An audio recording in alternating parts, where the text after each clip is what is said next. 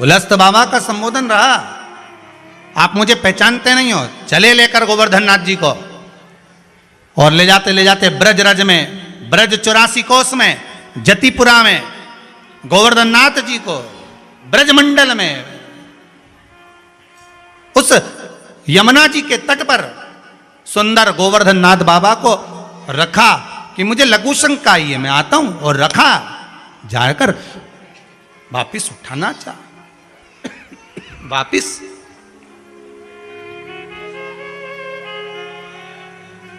फिर उठाया उसको वापिस। और जब वापिस उठाना चाहा, गोवर्धन नाथ जी नहीं उठे, उठते ही नहीं है। बहुत प्रयास किया पुलस्त बाबा ने, बहुत प्रयास, नहीं उठे। गोवर्धन, तुम चलना नहीं चाहते हो क्या? गोवर्धन नाथ जी ने कहा, मैंने पहले ही कहा था कि अगर आप मुझे रख दोगे तो मैं उठने वाला नहीं हूं। बस जब व्यक्ति के अहंकार को भगवान तोड़ता है तब उसको क्रोध आता है। क्या आता है? क्रोध। जब व्यक्ति का अहंकार टूटता है तो उसको क्रोध आएगा। और पुलस्त ऋषि को क्रोध आ गया। क्रोध आते से पुलस्त बाबा ने श्राप दे दिया, ए गोवर्धन, मैं तुम्हें श्राप देता हूं, तिल तिल घटोगे, तिल तिल घटोगे, मेरा श्राप है। और सुनो गोवर्धन, जिस दिन तुम पूरे जमीन पर मिल जाओगे, जिस दिन तुम पूरे जमीन में तिल तिल घटकर धस जाओगे, गोवर्धन मेरा श्राप है, तिल तिल घटोगे। और जिस दिन तुम जमीन में पूरे धस जाओगे, जमीन में पूरे चले जाओगे, समतल हो जाओगे, तब 100 वर्ष तक जल वृष्टि नहीं होगी। जलचर, थलचर, वायुचर जो जीव हैं वो नष्ट हो जाएंगे, हाहाकार मचेगा, मनुष्य मनुष्य को नोच नोच कर खाएगा। मेरा श्राप। आप लोगों ने सुना है कि नहीं सुना कि तिल तिल गोवर्धन नाथ जी घटते हैं? तिल तिल मेरा श्राप है। अभी 100 वर्ष जैसे ही तुम भूमि में समाहित हो गए, तिल तिल घटने के बाद जब तुम भूमि में चले गए, सब समतल हो गया, तब 100 वर्ष तक जलवृष्टि नहीं होगी, सारा ब्रह्मांड हिल जाएगा, जलचर थलचर वायुचर सब इस श्राप को झेलेंगे। अरे ये अहंकार टूटता है ना, तो व्यक्ति का जब अहंकार टूटा तो क्रोध आया। अहंकार टूटने के बाद व्यक्ति क्या करता है? इसका बुरा कैसे करना। अहंकार टूट गया ना, तो इसका बुरा कैसे करा जाए, इसको हराया कैसे जाए, इसको नष्ट कैसे करा जाए। जो शंकर को 1 लोटा पानी चढ़ाता है ना, उस पर ना तो कभी तंत्र विद्या होती है, ना कोई अघोर विद्या होती है, ना कोई टोना होता है, ना कोई टोका होता है, क्योंकि प्रतिदिन वो शिव जी को जल चढ़ा कर आ रहा है। जब स्वयं महाकाल से मिलकर आ रहा है तो काल उसका क्या बिगाड़ सकता है? कुछ नहीं। मेरा श्राप है, तुम तिल तिल घटोगे, और तिल तिल घटोगे, और जिस दिन तुम भूमि में समाहित हो गए, तुम्हारा समतलता का भाव आ गया, बस याद रखना 100 वर्ष तक जलवृष्टि नहीं, लोग तड़फेंगे, पूरा हाहाकार मच जाएगा। सब्सक्राइब करें हमारे चैनल प्रदीप मिश्रा के उपाय, बेल आइकन दबाएं ताकि आप अपडेटेड रहें हमारी हर एक वीडियो से। गोवर्धन नाथ जी को श्राप दिया था तो ये संसार वालों ने कौन सा बुरा किया था? बोलो तो सही, कुछ करा था आपने, हमने कुछ करा था? फिर ऐसा कहने की क्या जरूरत थी कि 100 वर्ष तक जलवृष्टि नहीं होगी, हाहाकार मचेगा, जलचर थलचर वायुचर सारे के सारे नष्ट हो जाएंगे, लोगों को खाने को नहीं मिलेगा, कलिकाल सामने प्रकट हो जाएगा, पूरा कलयुग सम्मुख में आ जाएगा और लोग नष्ट होकर एक दूसरे को नोचेंगे, खाएंगे। बहुत ध्यान देना। अहंकार गया, क्रोध आया, क्रोध में व्यक्ति ने क्या करा, किसी एक पर क्रोध निकलता चल जाता पर पूरा घर अस्त व्यस्त हो गया। जैसे ही बेटा सामने आया तो उके भी लपेट दिया, माता जी बीच में बोली तो उनको भी कह दिया, पत्नी बीच में बोली तो उसको भी कह दिया, नौकर बीच में बोला तो उसको भी कह दिया। सब्सक्राइब करें हमारे पूरा चैनल ब्रह्मांड। प्रदीप मिश्रा के उपाय, भगवान बेल आइकन दबाएं ताकि आप अपडेटेड रहें कृष्ण हमारी का हर एक अवतार वीडियो हुआ। से। कहाँ? ब्रज में। सबसे ज्यादा टेंशन भगवान कृष्ण को हो गई। किस चीज की? कि अगर ये गोवर्धन पर्वत तिल तिल घटेगा, और तिल तिल घटने के बाद जब ये गोवर्धन पर्वत पूरा भूमि में चला जाएगा, तब 100 वर्ष के बाद में हाहाकार। 100 साल पानी नहीं गिरेगा तो क्या होगा? हाहाकार मच जाएगा। अब क्या करा जाए? किया क्या जाए? क्या कर सकते हैं? क्या करना चाहिए? आप सबने एक चरित्र सुना होगा कि श्रीमद् भागवत का, कि भगवान गोपियों के साथ रास रचा रहे थे। रास रचाते रचाते भगवान गोपियों के बीच में से ओझल हो गए। सुना कि नहीं सुना भागवत जी में? बोलो तो जम के। सुना है ना? भगवान ओझल हो गए। किसी ने कहा भगवान राधा जी के साथ कहीं चले गए, किसी ने कहा कहीं चले गए।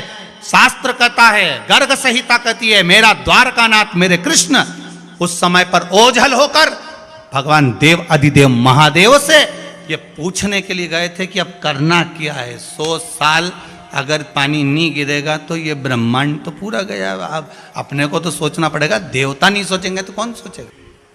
तब भगवान भोलेनाथ ने कहा एक काम करो, जैसे शंकर कंकर में है ना, ऐसे तुम एक बात करो कि गोवर्धन पर्वत की पूजन करा दो। तो गोवर्धन पर्वत की पूजन कराने से क्या होगा? शंकर जी से भगवान कृष्ण पूछ रहे गोवर्धन पर्वत की पूजन कराने से क्या होगा? भगवान शिव ने कहा अगर गोवर्धन नाथ जी का पूजन हो गया, गिरिराज पर्वत का पूजन हो गया, तो फिर उससे होगा क्या?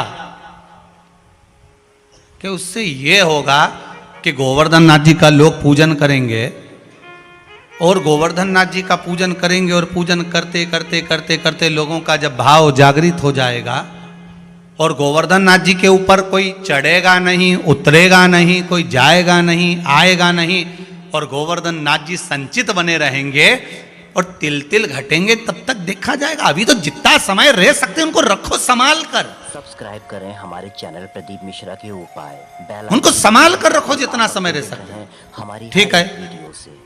पर मेरा एक निवेदन है, भोलेनाथ जी बोले, बोलिए कन्हैया एक काम करोगे? हाँ, अगर गोवर्धन नाथ जी का पूजन करने वाला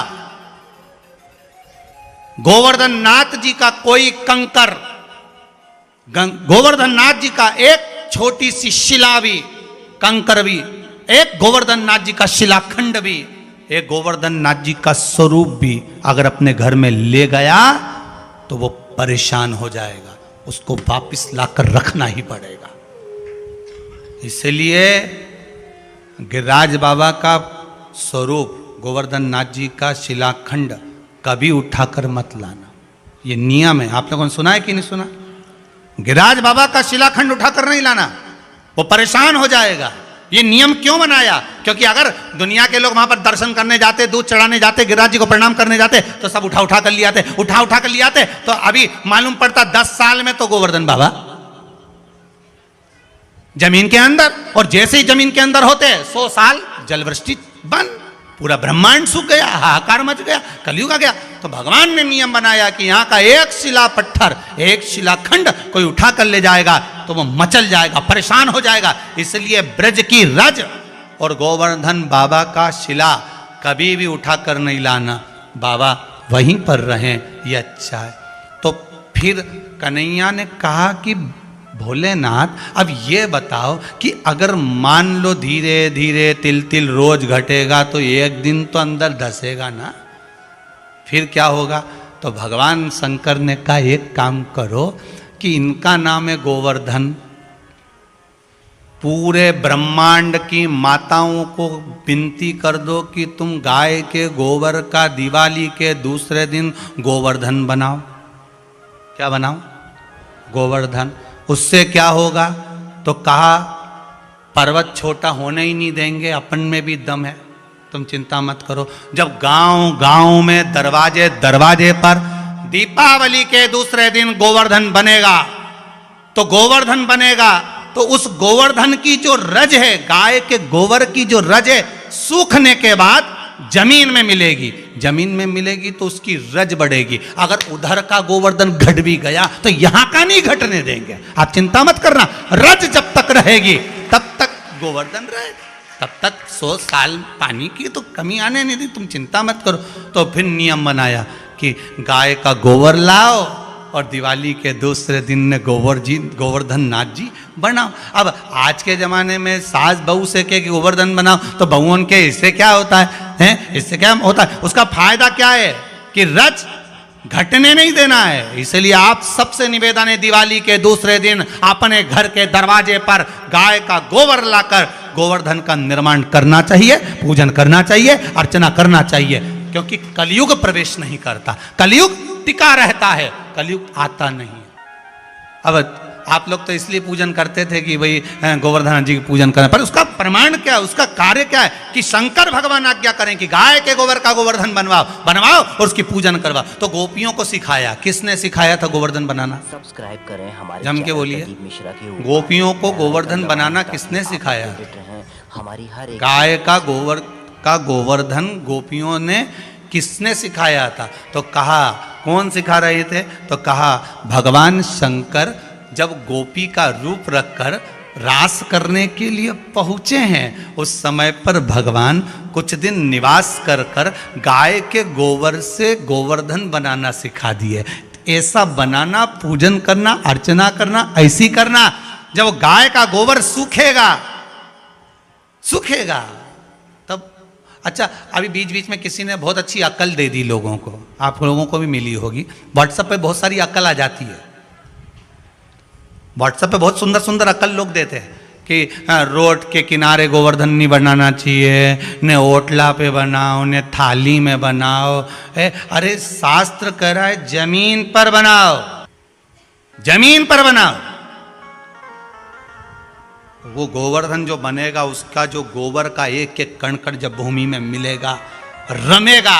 इसलिए गाय का गोवर्धन बनाने के बाद में उस पर गाय के बछड़े को, गाय माता को गांव-गांव में निकालते हैं कि वो उछल के रज रज में मिल जाए, रज रज में चला जाए।